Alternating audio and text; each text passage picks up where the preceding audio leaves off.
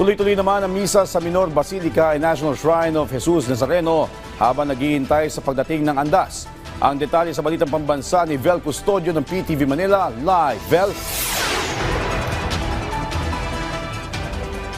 Papaigting ng seguridad ang Philippine National Police ngayong pista ng Jesus Nazareno. Sa ngayon nakakalat ang mga puwersa ng PNP sa lahat ng daraanan ng traslasyon. Dalawang helicopter ng PNP ang umiikot sa mga ruta ng traslasyon.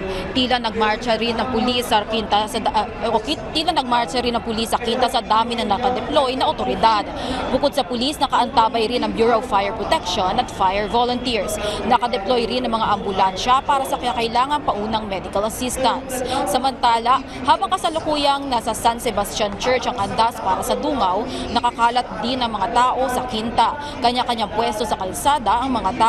Bukod sa pagsalubong nila sa prosesyon, maingay na tambol din ang maririnig sa pista. Mula sa Quinta, mas lalong dumarami ang mga tao habang papalapit sa simbahan para dumalo sa tuloy-tuloy na misa at abangan ang pagdating ng imahe ng Jesus Nazareno sa Minor Basilica and National Shrine of Jesus Nazareno.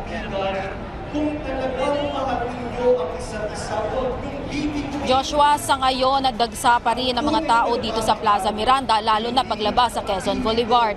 Isinara rin ang mga ruta sa papasok dito sa Quiapo mula sa Isitan Recto para sa inaasahang pagdating ng andas maya-maya. Mahigit 600,000 na deboto na ang naitala base sa huling bilang as of 2 p.m. At inaasahang marami na at dadami pa ang bilang sa mga susunod na oras. Mula sa People's Television Network, Vel Custodio, Balitang Pambansa. Maraming salamat, Vel Custodio ng PTV Manila.